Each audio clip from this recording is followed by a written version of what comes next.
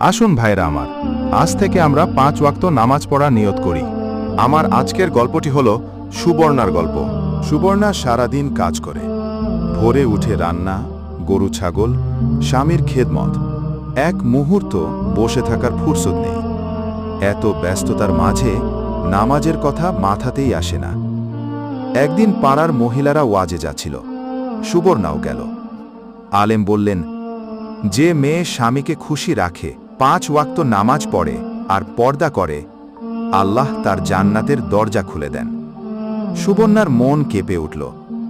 সে ভাবল, সবই তো করি, শুধু নামাজটাই বাদ। রাতে সে উজু করে নামাজে দাঁড়ালো, চোখে জল, মুখে একটুকু কথা, হে আল্লাহ, দেরি করে ফেলেছি, মাফ করে দিও। এরপর থেকে সুবর্ণা কাজের ফাঁকেও নামাজ পড়ে, পর্দা করে, স্বামীকে খুশি রাখে। ধন্যবাদ, সাবস্ক্রাইব করুন।